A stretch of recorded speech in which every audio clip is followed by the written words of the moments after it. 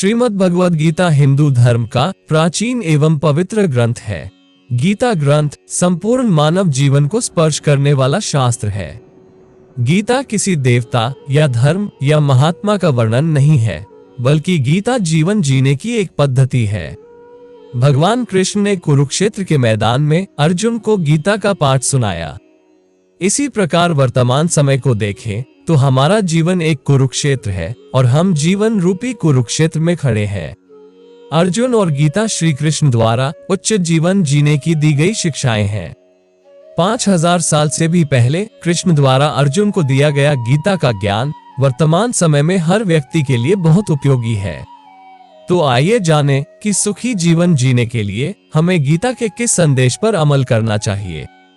महाभारत युद्ध के पहले दिन जब पांडव युद्ध के मैदान में पहुंचते हैं तो अर्जुन अपने सारथी श्री कृष्ण से रथ को दोनों सेनाओं के बीच ले जाने के लिए कहते हैं।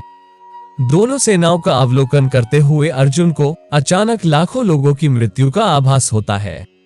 युद्ध के परिणामों के बारे में सोचकर वो भयभीत हो जाता है और भगवान कृष्ण से युद्ध न करने के लिए कहता है। उनका गांडीव नाम का धनुष उनके हाथ से गिर जाता है और वे रथ में बैठ जाते हैं और श्री कृष्ण से उनका मार्गदर्शन करने के लिए कहते हैं। इस समय श्री कृष्ण ने अर्जुन के प्रश्न का जिस संवाद से समाधान किया वो श्रीमद् भगवद गीता के 18 अध्याय है। श्रीमद् भगवद गीता में भी संयम के महत्व का बहुत वर्णन किया गया है। गीता जी के उपदेशों के अनुसार संसार में सब कुछ परिवर्तनशील है।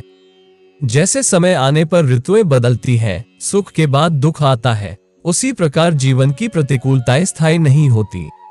जीवन में जब भी कठिन समय आए संयम से काम ले, लेकिन अधिकतर लोग दुख के समय निराशा में डूब जाते हैं। लेकिन मन का हौसला कभी नहीं टूटना चाहिए। समस्याओं से घिरे होने पर भी प्रभु पर विश्वास रखें कि वो आपको जीवन के अंधकार से भी छुटकारा दिलाएगा।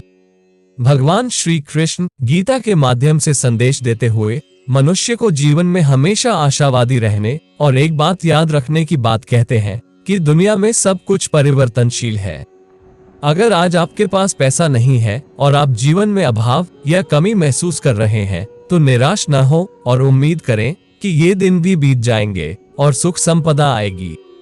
भगवान श्री कृष्ण कहते हैं कि यदि आप बार बार असफल हो रहे हैं तो सफलता की आशा खोकर निराश न हो, बल्कि ईश्वर पर भरोसा रखें कि आज असफल हुए तो कल अवश्य सफल होंगे, क्योंकि परिवर्तन संसार का नियम है। यदि हम गीता पर एक नजर डालें तो ये समझ में आएगा कि श्रीमद् भगवद गीता के प्रत्येक अध्याय के अंत में भगवान श्री कृष्ण ने भी मनुष्यों को यही संदेश दिया है और हमें बताया है कि सही रास्ता क्या है। अब हम तय करते हैं कि कौन सा रास्ता है, कैसे पालन करना है, कैसे आचरण करना है और कैसे जीना है। बहुत से लोग ऐसे होते हैं जो थोड़ी सी असफलता पर निराश हो जाते हैं, लेकिन असफलता ही सफलता की कुंजी है। और अगर हम असफलता से परिचित नहीं हैं, तो हम सफलता के महत्व को कैसे समझ सकते हैं। सभी को ये याद रखना चाहिए कि सब कुछ नाशवान है। अगर आपके पास कुछ है तो उस पर गर्व न करें, बल्कि भगवान का शुक्रिया अदा करें कि हे भगवान, आपने मुझे मेरी क्षमता से अधिक दिया है। और अगर जीवन में कुछ कमी या परेशानी है तो भगवान पर भरोसा रखें कि यह समय भी बीत जाएगा। श्रीमद् भागवत महापुराण में श्री कृष्ण ने कहा है कि यदि तुम मुझसे कुछ मांगते हो तो मुझे देना होगा, लेकिन कितना और कब देना है यह मैं तय करूंगा। मतलब भगवान भी जानता है कि कौन सा इंसान कब, कितना और क्या देखता है। भगवान हमें उसी के अनुसार देते हैं। याद रखें कि भगवान भूखा उठाते हैं, लेकिन भूखा कभी सुलाते नहीं।